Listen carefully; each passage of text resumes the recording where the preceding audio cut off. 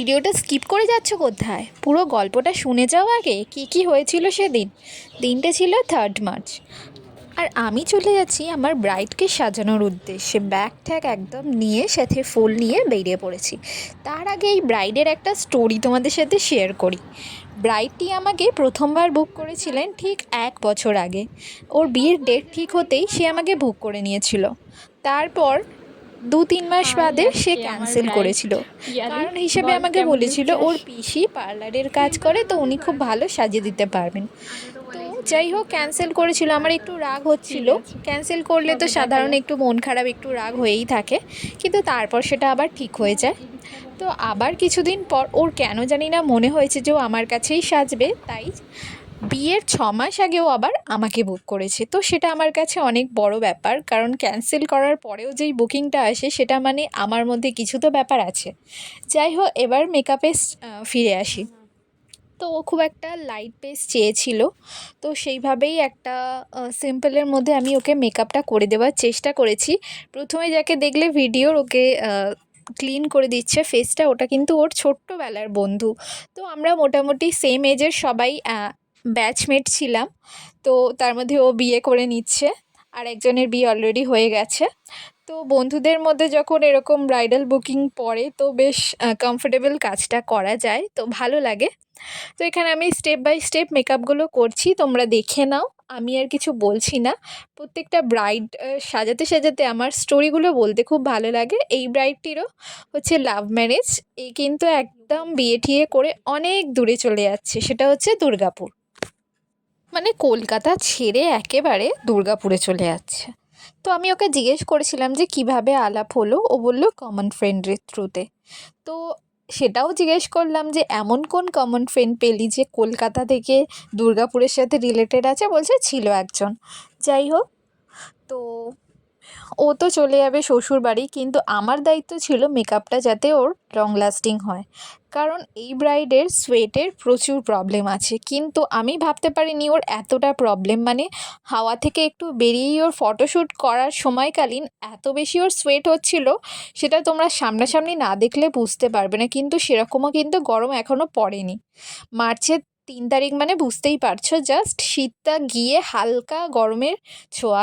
তো অনেক বুঝে শুনে কিন্তু ওর ওপর আমাকে মেকআপটা করতে হবে। আর লেন্স নিয়ে ওর কিন্তু অনেক ভয় ছিল। কিছুদিন আগেই লেন্স নিয়ে একটা পোস্ট দেখেছে যে তার চোখ খারাপ হয়ে গেছিলো, চোখে অপারেশন করতে হয়েছে বিভিন্ন কারণে। তো সেই নিয়ে আমাকেও একটু ভয় পাচ্ছিল। তো আমি ওকে বললাম যে দেখ, লেন্সটা পুরোপুরি তোর ওপর নির্ভর করছে, আমি শুধু তোকে বলে দিতে পারি যে লেন্সটা পরলে তোর চোখটা সুন্দর লাগবে। তো সেই ভয়ে ওর সুন্দর সাজারও ইচ্ছা ছিল, তারপর লেন্স নিয়ে ভয়ও পাচ্ছিল। তো ফাইনালি আমি ওকে লেন্সটা পরিয়েছি। সেভাবে কিছু প্রবলেম হয়নি, বাট ও নিচের দিকে তাকালেই ওর চোখ দিয়ে জল পড়ছিল, এটা কন্টিনিউ হয়ে গেছে। তো সেই কারণে নিচের দিকটা চোখের একটু কালো কালো হয়ে গেছে। কন্টিনিউ জল পড়লে এই জিনিসটার প্রবলেম হয়েই থাকে, তোমরা কিন্তু সবাই জানো।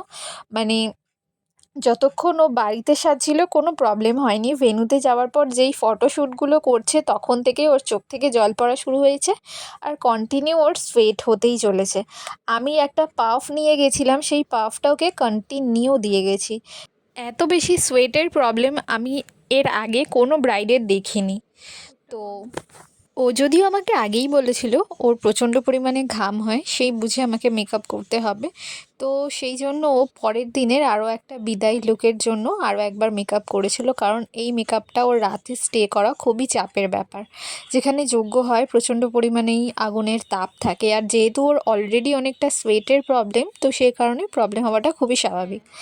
তো এখানে দেখো আমি মেকআপ করছি, আর আমার অ্যাসিস্ট্যান্ট মুনমুন্দি সেই দিন গিয়েছিল, তো উনি হচ্ছে হেয়ারস্টাইলটা করে দিচ্ছে। আমি ভেবেছিলাম করব, বাট উনি বললে যে আমি করে দিচ্ছি, তো সেই কারণে আমি আর কিছু বলিনি। তো দেখো, আই লুকটা খুব সিম্পল দিয়েছি। আর তোমাদের সাথে একটা কথা শেয়ার করি মজার। তো এরকম কখনো তোমাদের সাথে হয়েছে যে হয়তো কোনো ভিডিও নিয়ে এডিট করছো একদিন, সেটা একটা অন্যরকম ইমোশন, তারপরে কেউ এসে যাওয়াতে সেই এডিটটা স্টপ করে দিতে হচ্ছে বা ভয়েস ওভারটা স্টপ করে দিতে হচ্ছে, আর নেক্সট ডের ভয়েস ওভারে একটা আলাদা ইমোশনের সাথে ভয়েস ওভারটা দিতে হচ্ছে। এটা ঠিক আমার সাথে হয়েছে। আমি আগের দিন ভিডিওটা এডিট করছিলাম, আর আজকে আবার এডিট করছি, কারণ কেউ এসে গেছিলো সেই কারণে এরকম আমার সাথে প্রায় হতেই থাকে। তো দেখো, কথা বলতে বলতে ব্রাইডের ফুল লুক কিন্তু কমপ্লিট হয়ে গেল। এখানে জুয়েলারিগুলো মুনমুন্দি পরিয়ে দিচ্ছে। এখানে মেকআপ আর কলকাটা আমি করেছি, আর শাড়ি ড্র্যাপিং, হেয়ার স্টাইল আর হেয়ারে যেই ফ্লাওয়ার ডেকোরেশন ওগুলো মুনমুন্দি করে দিয়েছে। তো মুনমুন্দির সাথে গেলে আমার অনেকটাই কাজটা হেল্প হয় আর খুব তাড়াতাড়ি কাজ হয়ে যায়। তো ওকে মোটামুটি 4টের দিকে আমরা রেডি করা স্টার্ট করেছি, 7:45টার মধ্যে রেডি মানে কমপ্লিট হয়ে গেছে পুরো লুকটা। তো তোমরা কিন্তু অবশ্যই জানিও লুকটা কেমন হয়েছে। কিন্তু ছিল পুরোপুরি একটা ডাস্কি স্টোনের ব্রাইড।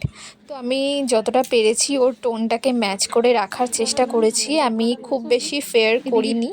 ও শুধু আমাকে বলেছিল যেমন আমার স্কিন কালার সেরকমই রাখিস, একটু যাতে মুখটা পরিষ্কার লাগে, মুখে যেই দাগগুলো আছে সেগুলো ঢেকে দেওয়ার চেষ্টা করিস। তো আমি সেই বুঝে পুরোটা করেছি। আর দেখো, এই যে এত কষ্ট করে সাজালাম, ওর মুখে একটুও হাসি নেই, ওর টেনশন হচ্ছে ও কখন যাবে। তো এটা হচ্ছে ওর ফাইনাল লুক। ওর মুখ থেকে কিন্তু তোমরা রিভিউটা শুনে নাও। লাগছে রিং লাইট ছাড়া, তোর ফোনে আবার বেশি সুন্দর লাগছে দেখতে। আজকে আমার ক্লায়েন্ট পিয়ালি, বলো পিয়ালি কেমন লেগেছে আমার কাছে সেজে? খুব সুন্দর লেগেছে। ব্যাস এইটুকুই? এতক্ষণ ধরে 3 ঘন্টা ধরে সাজালাম আর এইটুকুই একটা রিভিউ? তা নয়, মানে ভালো হয়েছে, যেরকম চেয়েছিলাম ওরকমই হয়েছে। ঠিক আছে, থ্যাংক ইউ।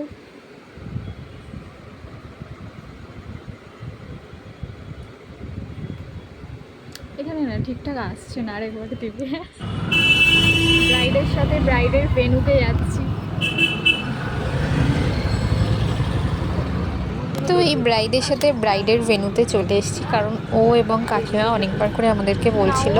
তো আমাকে আগে একবার বলেও ছিল যে বিয়ের দিন পুরো দিন থাকতে। তো সেই কারণে আমি জানি যে আমার মেকআপের পরার টাইম হয় না, সেই জন্য আমি অতটা রিস্ক নিইনি। তারপরেও আমাকে এত করে বললো, আমি এবং আমার যিনি ছিলেন হেল্প করার জন্য মুনমুন্দি, তো দুজনকেই আমাদের একসাথেও নিয়ে গেল ওর ভেন্যুতে। তারপর মুনমুন্দি কিছুটা স্টার্টার খেয়ে তারপর চলে এসেছে, আর আমি কিছুক্ষণ ছিলাম। ওর যেইটুকু টাইম থাকলে ওকে টাচ আপ দেওয়া যায় সেইটুকু টাইম ছিলাম, কারণ ওর প্রচণ্ড পরিমাণেই সোয়েট হচ্ছিল। ওকে আমি সাজেস্ট করেছিলাম একটা ওর শেডের কম্প্যাক্ট কিনতে, বাট সেটাও কেনেনি, সেই কারণে অনেকক্ষণ আমাকে থাকতে হয়েছে। তো তারপর 10টার পর আমি বাড়ি ফিরে এসেছি। আর এখানে এই কাকুটা কি বলছে শুনে নাও তোমরা। আরে আজকে মা মেয়েকেই তো এক ঘর, খুব ভালো লাগবে। ব্রাইড একবার তার ভেন্যুতে চলে এলে তার ফটো নেওয়া তো বিশাল দুষ্কর ব্যাপার মেকআপ আর্টিস্টের কাছে। ফটোগ্রাফার এবং অন্যান্য বন্ধুরা তাকে ঘিরে ধরে থাকে, বন্ধুরা গেস্টরা। তো সেখানে ফটো নেওয়া খুবই আমার জন্য চাপ হয়ে গেছিলো। তো ফটোগ্রাফার ভিডিও করছিল, সেইখান থেকেই আমি যেটুকু নিতে পেরেছি। ফটো সেইভাবে তুলতে পারিনি, কিন্তু ওর ফটোগ্রাফারে তোলা ফটো আমাকে পাঠিয়ে দিয়েছে, সেটা আমি তোমাদের সাথে থাম্বনেলে অ্যাড করে দেবো, তোমরা কিন্তু দেখে নিও। তো ওর লুকটা কেমন লাগছে তোমরা কিন্তু জানিও। পার্সোনালি আমার লুকটা বেশ পছন্দ হয়েছে, ওরও পছন্দ হয়েছে, কিন্তু তোমরা কেমন লাগছে অবশ্যই জানি। বল কেমন লেগেছে বল। ভালো হয়েছে, সবাই বলেছে। তো তোমরা আশা করি বুঝতে পারছো ওর কতটা পরিমাণে সোয়েটের প্রবলেম আছে। ফ্যানের তলায় থাকা সত্ত্বেও কিন্তু কন্টিনিউ ঘাম মুছেই চলেছে। তো এই ছিল ওর ফাইনাল লুক। তোমরা কিন্তু জানিও কেমন হয়েছে। যারা যারা আমার কাছে ব্রাইডাল বুকিং নিতে চাইছো তারা আমার সাথে ফেসবুকে কন্ট্যাক্ট করতে পারো, আমার ফেসবুক পেজ। আর ভিডিওটা ভালো লাগলে লাইক, কমেন্ট, শেয়ার আর সাবস্ক্রাইব করে দিও।